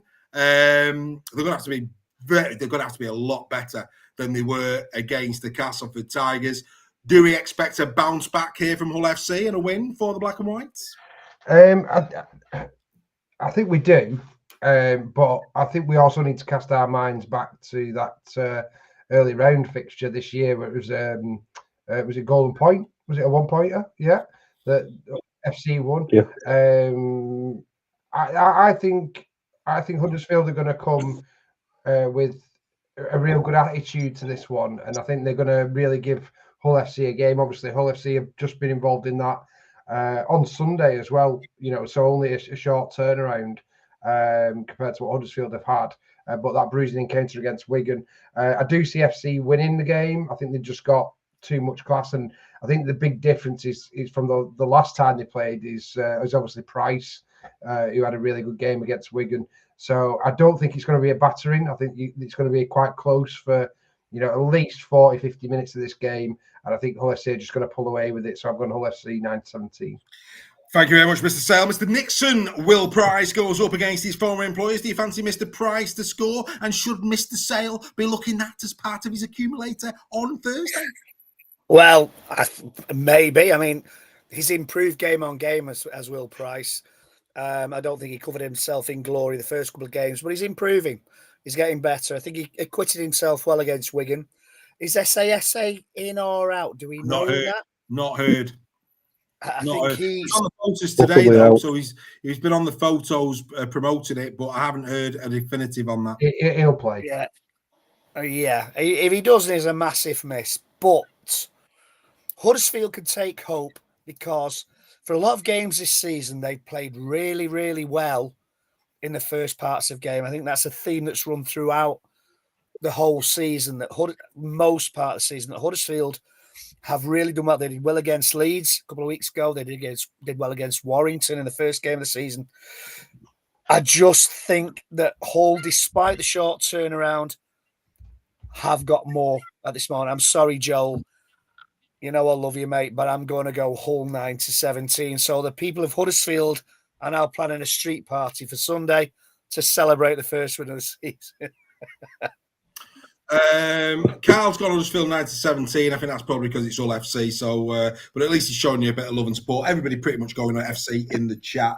I did say Hull 9-17, then, didn't I? You did, yeah. Hull FC 18 plus for the non-members. The members have gone FC 9-17. Joel, is it a clean bill of health? Did everybody come out unscathed? Obviously, the likes of Wolford will be better for his run out last week. Any Hail Marys, our fathers? Do you fancy your chances, or is this another defeat, mate?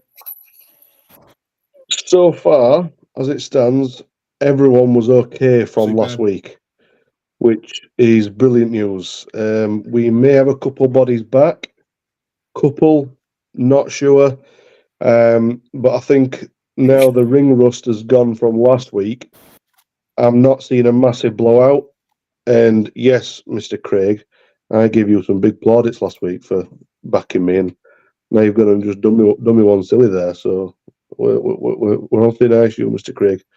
Mr. Craig Forth. Joking aside, no, we are going to struggle. Hull FC are just a really quality side. But I think Huddersfield are going to come out swinging a bit more this week.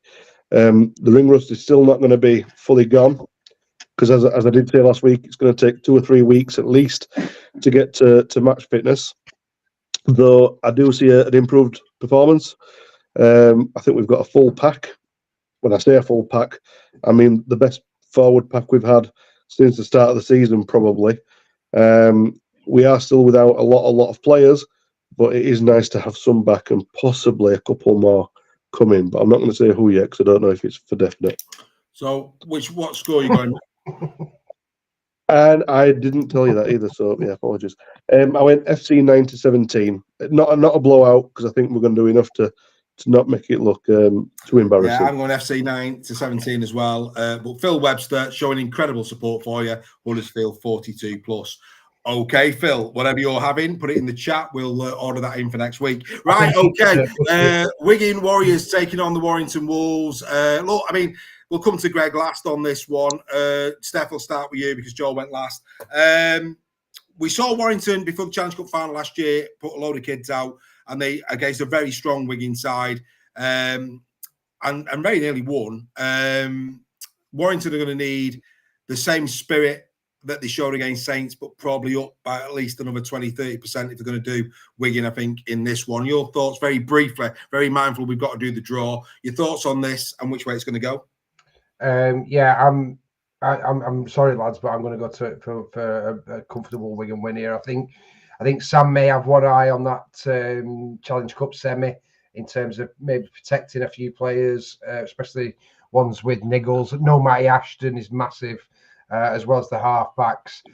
When you're going up against the best, and Matty Peake's not going to rest players. You're going to be facing the full force of Wigan. Unfortunately, I'm seeing a bit of a repeat of Vegas here. Wigan 18+.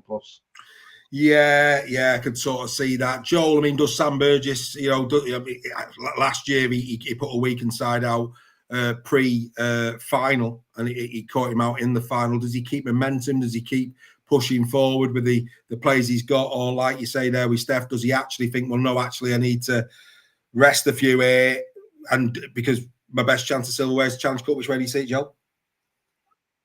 Yeah, I think with everything that's going on, I think you can't really afford to be resting too many more people at the moment, even though that would be a good thing to do. I think for the for and against points, he has to put out as strong a side as he possibly can. I am unfortunate going Wigan 9-17, and I've gone 9-17 because I think that he's going to put out as strong a side as he can. But Steph makes a very good point. Yeah, there could be some much younger blokes playing, and if that's the case, then it will be an 18+. But I'm going 9-17. Fair play. Not hearing anything at the moment in terms of a weekend side, Greg, I have to say. But this would be one hell. I mean, so much so I'll go as far to say that Craig Forth's buying the curry if Warrington win this one.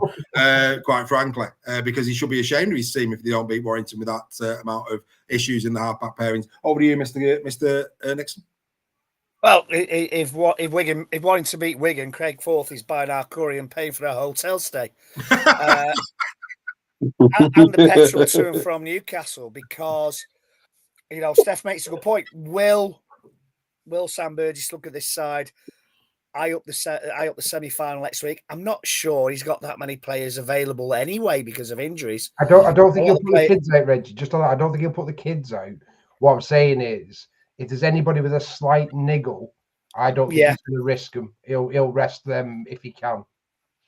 Well, yeah, that's as I say, a good shout, but I don't know who he's got to bring in, to be honest, apart from academy players or reserves. So, we've got no halfbacks. I think this game will decide Ollie Leyland's future at Warrington. If Ollie Leyland plays, then he has a future. He doesn't. He has no future at Warrington. Ben Curry may continue in the Hearts, I think, as we said earlier on. I just can't see Warrington winning this. We had high hopes at Vegas. We had a strong team. Mistakes were made. We've now been weakened by injuries to Ashton, to Williams, to Sneed.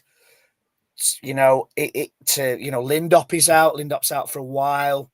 There's a lot of players who could have filled the gap. They're out injured. I can't see anything but a Wigan 18+, and that hurts me to say that, but I can't see any other result than Wigan 18+. Yes, in case people that are watching are wondering, earlier on we heard Steph giving some big shout-outs to his injured players. Yes, Steph is learning the violin, and it would appear so is Greg, based on that summary, is what I would say. I agree. I'm hoping for a 9-17 Wigan. I just don't want to blow out anything. If Warrington can keep this within 2 scores, I'd be very impressed. I think Wigan are just a quality side, and they should absolutely do Warrington. But complacency, taking it for granted. They know the injury problems of Warrington got. Weirder things have happened. They certainly took them for granted in that game before the final last year, and it nearly caught them out. So that's Warrington's biggest hope. Craig Forth going Wigan 9-17. He doesn't really mean that. He doesn't really mean that. He's just been. Yeah, Craig, behave yourself. Honestly, come on, back your teeth. He's just scared of getting the curries in. Yeah, exactly. Shocking. Bordering on facetious. It's disgraceful. It's disgraceful. John Ogon, Wigan 9-17. Tom Massive, Wigan 18+. Rebecca's still talking Lee 1-8. I don't know where Rebecca's been all night. Good to see you, though, Rebecca. Good evening. Ryan Bevan, Wigan 18+. Very little love for Warrington. That's what we expect. Right, albeit Sam Hull, little Sammy's with us. He's back in Warrington 1-8. Good luck, Sammy. Right, we finished the weekend with this one. Castleford against Wakey, of course, a really close affair at Bellevue. That wonderful game a few weeks ago. This is the repeat. Castleford, a much different side, it's got to be said.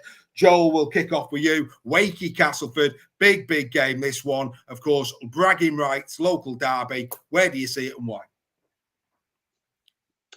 Battle of the Wakefield District again. Yeah, great game this. It's really good to see Castleford having a much stronger team, a much stronger squad. I think it's going to bode well for them in the weeks to come. But being such a big stage for Wakefield, I think Up the Trin Brigade is going to be coming out strong, and I think they're going to put on a really good show. I have gone Trinity 9-17, but I definitely don't see it as a blowout, and I wouldn't be surprised if Castleford could nick it with the players that they've got at their disposal now. But I'm just going off form only, and Wakefield have just had a better season so far, and that's all. Fair enough. No dramas. Good man. Mr. Nixon? Rimbo to run the show. Casford 1-8. Wow. Same as Nigel Bennett there.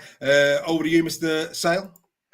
Yeah, I think this is going to be an absolute classic game between obviously probably the one proper derby in the fixtures for Magic. So obviously that can cause performances to go up for both teams, can't it? In terms of it meaning so much to the fans and the clubs as well.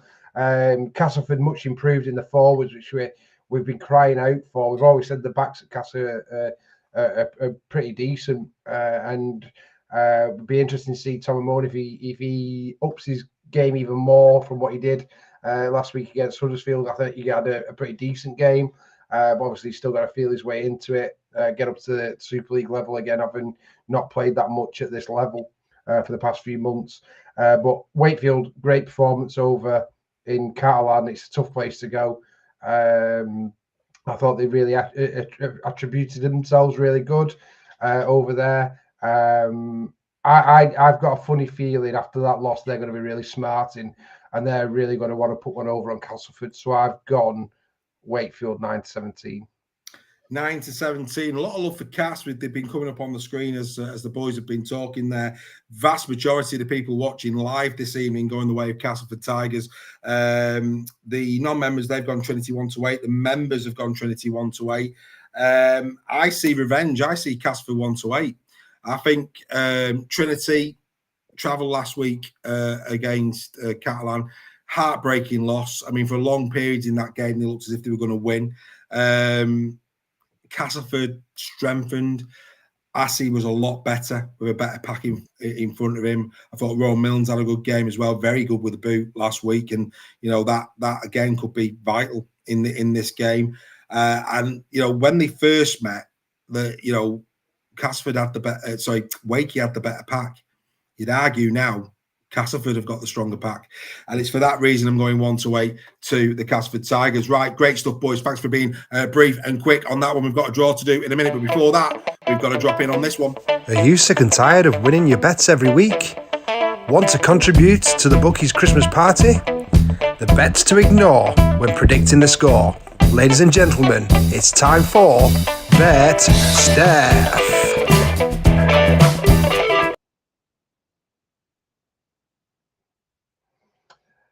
So this week's Bet Steph, I've got away from the outright winners. I've gone all handicaps again this week. As you've just heard, I think Lee are going to have just enough to get over Catalan Dragons, and I think that -4.5 should be achievable by Lee this week. Leeds +2.5. Obviously, I changed my prediction and backed St Helens, but Leeds could still do it with that +2.5. It could be a 1 point, a golden point for Saints, and we still get this one coming in. So I'll be interested on that one. Hull FC -16.5. Got a bit away from my prediction earlier on there, but for the purposes of the bet, this could happen. If Huddersfield don't turn up, Hull FC are more than capable of overturning that deficit. Wigan -12.5. I think that's probably the safest bet of the week, given what's happening at Warrington. And Wakefield -6.5. I've just said my piece on Wakefield. I think they're going to be there 9-17, but that's probably going to be the one that's the most unpredictable in this round, Wakefield cast. So it'll be interesting to see how it goes. So if you do want to get on it and you fancy losing £1, it's 25-1. Yeah, there's every chance that you could lose a pound, Mr. Sale. There's every chance that you could lose a pound. Right, okay. We now come to the big one. We announced this very early on in the 2025 season that we were going to give 2 tickets away to the Betfred Challenge Cup final to join us at Club Wembley.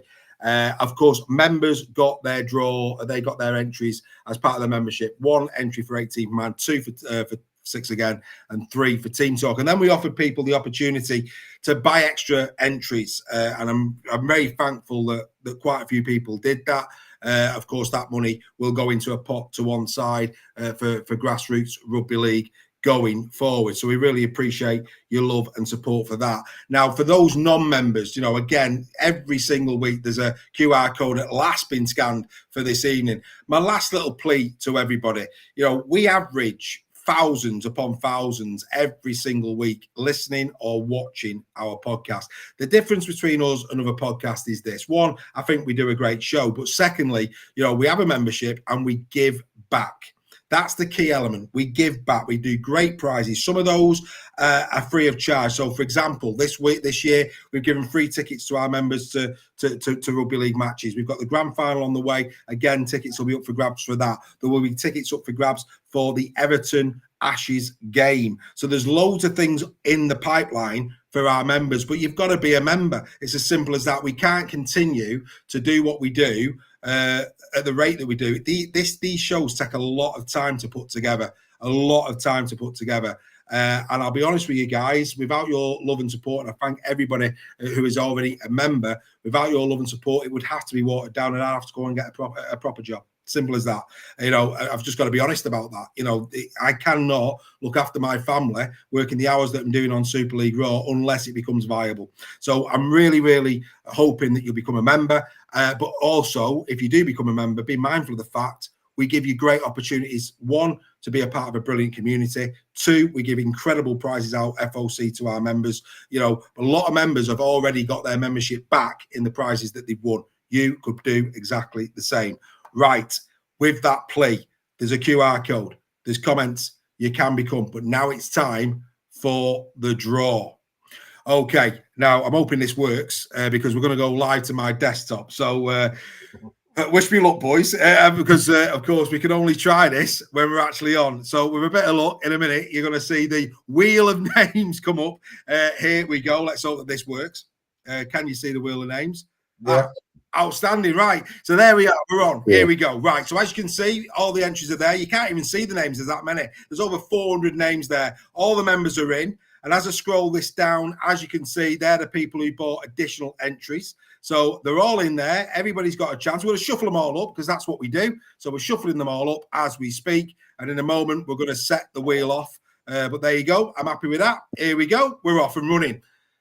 Who's going to win? Here we go. Game on, ladies and gentlemen. I'm a bit excited, I have to say. Who is this going to fall on? Massive opportunity here for somebody. It's slowing down. We can't even see what names are there because there's too many. It's such a shame. But there you go. Here we go. It's slowing down. Who is going to win 2 tickets to the Challenge Cup final? We're going to find out any minute. I'm really excited, actually. Here we go. Who's it going to be? It is... Who is it? Anybody?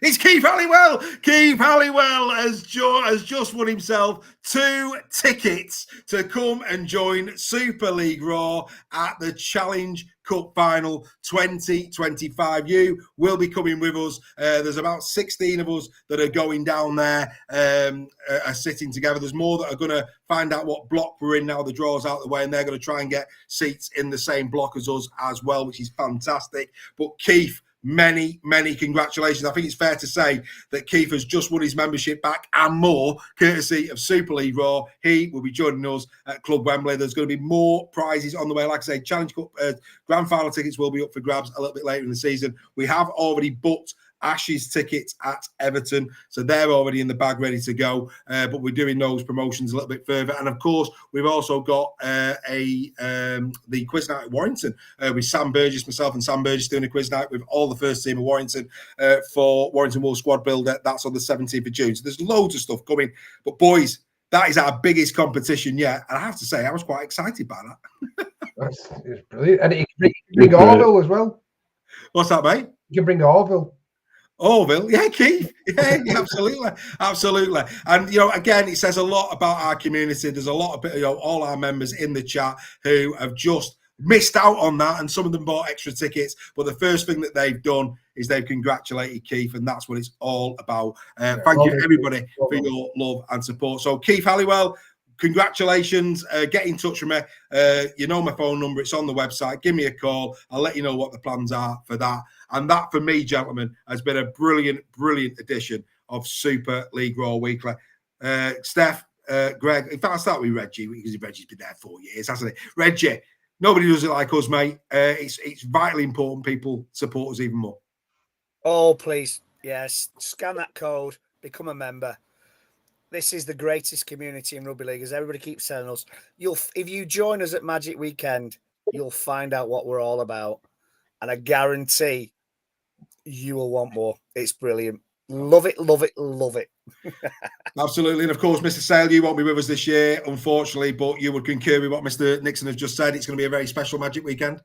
It is. And I just want to say thank you to all the members who've already joined and subscribed and supported everybody. It's fantastic, the community we're building. I'm absolutely devastated I'm not going to be there with you all at Magic this year. Obviously, I was there last year, but not this year. But you'll have a great time and represent the sport with pride. Support these lads while they're there. Make sure you get loads of selfies with them, because that's what it's all about, and we just want to keep growing it. Absolutely. And Joel, over to your good self. Unlike other podcasts that is one way, we're both ways. We love being around our members. We make a real point of meeting up at games. I mean, for example, I can now, and soon you guys will be able to, if we wanted to, we could go and sit in press boxes, but we choose not to. We want to sit with our members. I could have been sat in the press box for Magic for the Challenge Cup. No, I'm sitting with our members, because I'll have a far better day alongside our members than I would in any press box in the world. It's a great community, Joel, isn't it?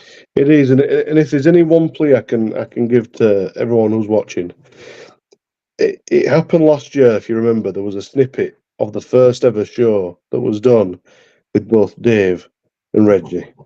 And when you look at that very first ever show, and please go back and find it. It's there. Have a look. Definitely look at Reggie.